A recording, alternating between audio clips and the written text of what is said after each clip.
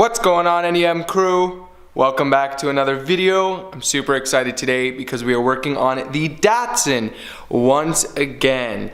Now there's a little bit of bad news, as you guys know in the last video, that the work that Adam and I tried to do, thinking that we fixed the problem with the mass airflow sensor, clearly did not fix the problem. Now I was gonna start the car and try and show you guys what the Datsun is doing, but the Datsun being the Datsun, it's going to play nice for the cameras. So there's a couple things that I want to take care of today, and the first thing we're going to start off with is to do with the fuel pump constantly running. Now when I got the car, this wasn't the case, so I know it's something to do with the new motor or something on the new motor that we have.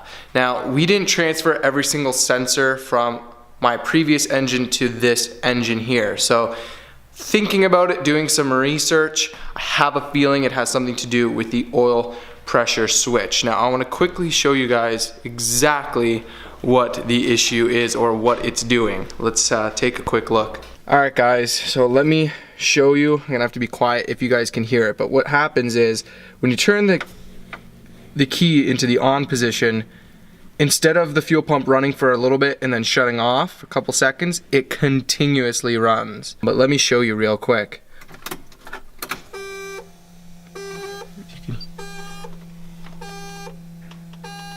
Once the beeping stops, the humming of the fuel pump in the background,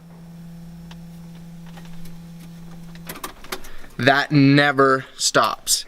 So what I want to do is, never did that before, and I know the only sensors we haven't changed are the oil pressure switch or oil pressure sensor, and then 3 different cooling sensors, coolant temperature sensors. So I have all those sensors from the old motor here, and we're gonna swap them over. I'm gonna do the oil pressure sensor first, and then we can see if it made a difference, and then from there I am gonna try doing all the coolant sensors to see if it fixes the running issue, and I'll start it at the end just to see. Oh, I'll tell you guys later.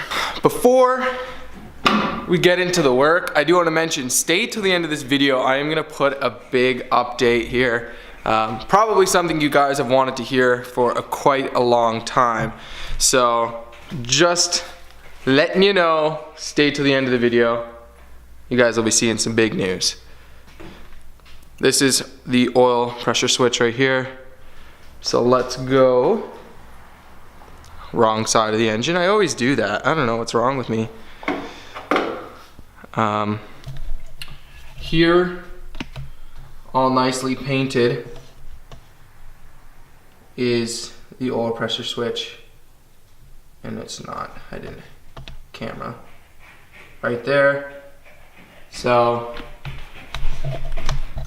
might be a little bit difficult to get at just because of everything being in the way, but it's a 17 mil.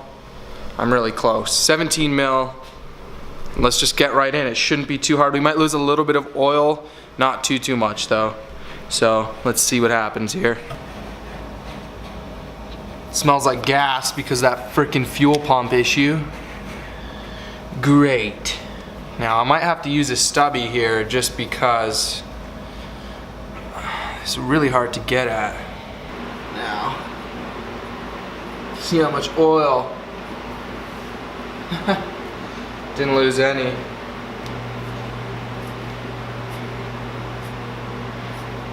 I'm actually gonna take a quick second and pull the spark plug. So when we put this motor in, we put all new spark plugs. I want to quickly take that one out just to see the condition of it. There's not a lot of kilometers or miles on these plugs. I would say maybe 5 to 10,000 kilometers.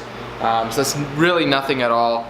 But I want to just see how rich, or if I can tell how the motor's running based on the condition of the plug. So I'm gonna do that real quick.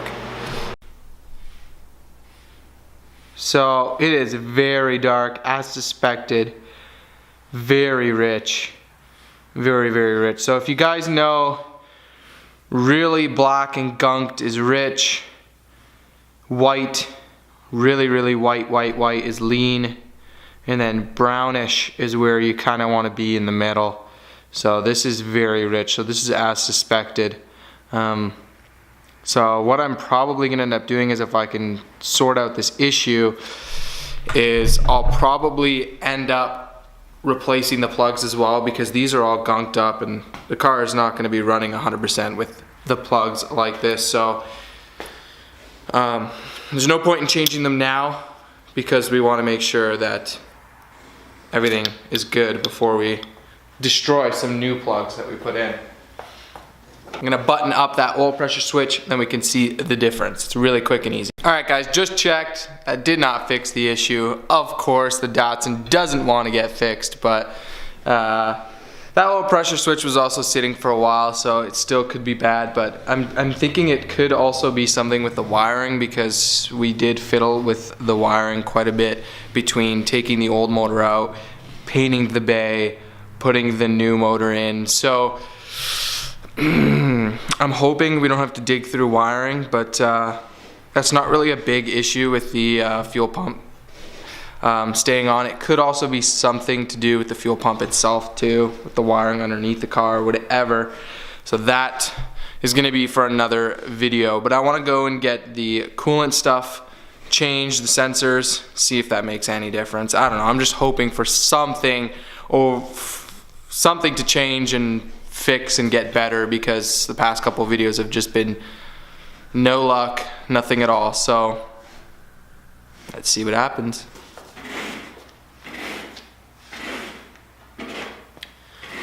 So the sensors that are on the car are definitely shot. Tried to take it out, and literally that's all that came out. This is how it's supposed to come out, and the outer sleeve where the threads are, that's all that came out. So now I'm gonna have to try and break the inner part loose, because it's so seized in there. Just using some pliers or something. Of course. Alright guys, the gloves are on, and this little project that I thought was gonna be quick is now gonna be taking me all day, because I'm deciding to drop the belly pan, drain the coolant, and take that housing completely off. I know I have another gasket, so that's gonna be the process now that we take, because all those sensors are seized in that housing, so I wanna make sure that the housing is good, is cleaned up. If not, then I'm gonna use this housing that I have, because everything seemed to come out so simple. That's why I thought it would be a piece of cake, but that could be a reason why that these sensors are just destroyed. There's just so much corrosion and gunk and stuff in there, and well, I guess I'm gonna be here all day. And I don't have anything to jack up the car, because the crown is jacked up, so it's gonna be pretty tight. Good thing I don't have to do too much underneath. I just gotta drop that belly pan and empty the drain for the radiator. That's literally it. And then I'll take the housing off. So as fast as I can drain the coolant, get the belly pan off, will be smooth sailing. I don't really have to get everything back together today, but we'll try. All right guys, so this top one right there, that's the one that the threads came out, and that is still stuck in there, seized in there. The bottom one, as you can see, came out. It was really seized, but I can always get some, flush that out with some cleaner. Don't want to do too much, because that is connected to the cooling system, so you don't want to be putting things in to the engine. And then this is the one I still have to take out, is that one right there. So I'm going to try and take that, the clear plastic one out that I'm pointing to, and then hopefully it'll give me access to get something in to get that one out. Don't know how this is going to work out. Don't know if any of this is going to make a change. Good thing I drained the coolant into a clean container, so I can just pour it back in after, and then I'll still be able to start the car. Still have to bleed the system a little bit. But that's the fun, right? It's the fun in this. I'm hoping though, like I said, that something actually changes and fixes we'll see. Holy, let's keep going. All right, guys, I'm gonna quickly step out. I got a big thing I gotta go bring over here. So I'll keep you guys posted on that. But as for the coolant sensors in that housing, I pulled the housing off, and good thing I did, because the one sensor is completely seized. Actually, let me show you. It's completely seized. In there, we have the whole housing soaking in some penetrating oil. We got the garage a little bit organized, but like I said, we're gonna quickly run out. We're gonna let that sit overnight and hopefully it'll come out easily. All right, guys, I have the housing that's been sitting. It is now the next day. So we're gonna see if we can get that sensor out. I ordered new gaskets and a couple new sensors for the housing. Thought I had the gaskets, I actually don't, so got those ordered. So this is gonna be it for the video. If I can get this sensor out, that's it. Then we got a little surprise.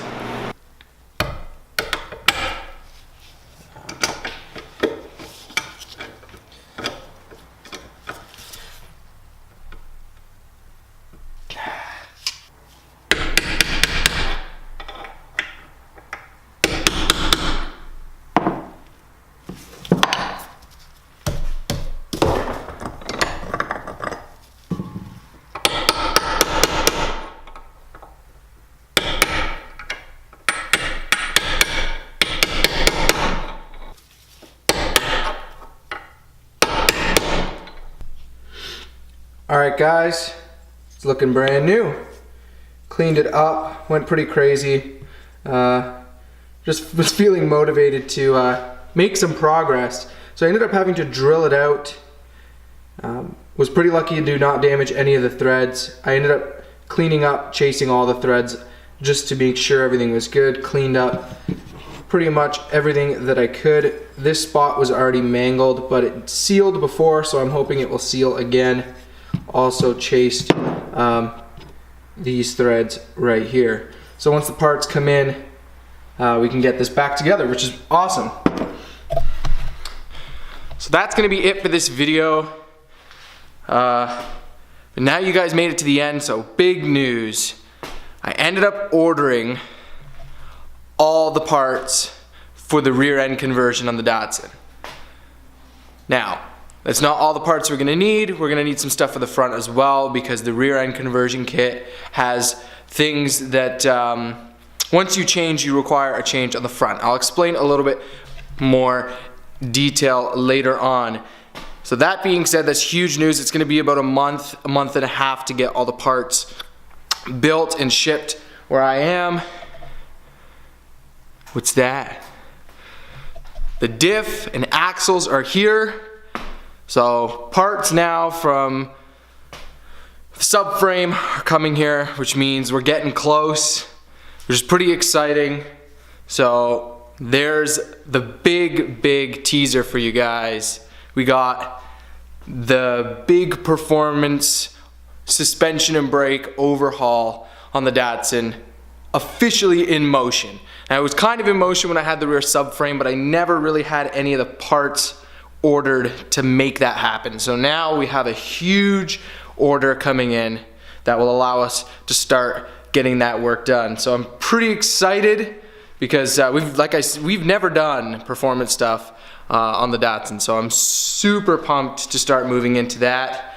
And to be honest, if we don't get if these sensors don't really fix the running issue that we've had, I'm not too worried about it, because once the Datsun is up to temperature, it runs fine. There's no issues. I've never had a diode on me, stall on me, anything. It performs very well once it's up to temperature. It's just that weird 5-minute period where it is kind of temperamental, which is weird. But hopefully now, with the new sensors, everything cleaned up, we will be able to get the Datsun running good, or at least maybe move into a little bit more diagnosis. But I don't want to spend too much time on this. I want to kind of just button everything up. If it fixes it, fixes it. If not, we're going to get that blue crown completely done, ready to go, sent out to the body shop, give us lots of room to dive into the Datsun work. So I'm super excited.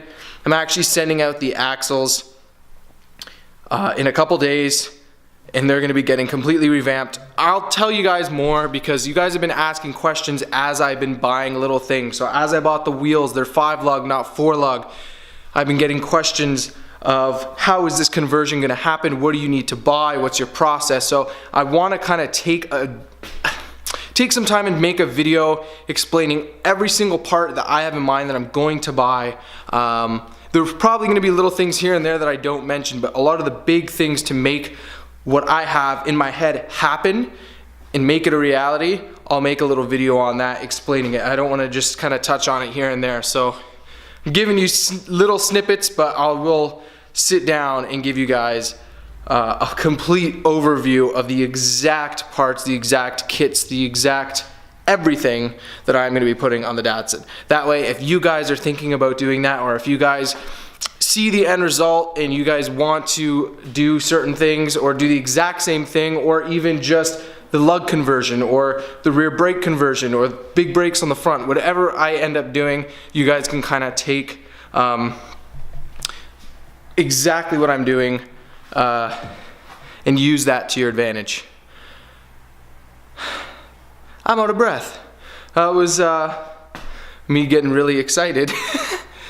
Thanks for watching, guys. I know this video we didn't get too much done, but it's good to at least know that we will be getting the sensors back in. There was a period there where I thought that it wasn't going to actually happen. I was going to get stuck, and I couldn't use the old housing because there was a couple bolts that were snapped in there. I mean, in theory, I probably could have just drilled those out, tapped them bigger, and got new bolts, but I mean, the hassle that would be, but if it had to be done, it would have been done. But I'm glad that we kind of took a little bit of an alternative, and now we can move on to bigger, better things, as always.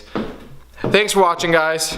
I know this is kind of a mess of a video, but see you guys next time. Stay classy, crew.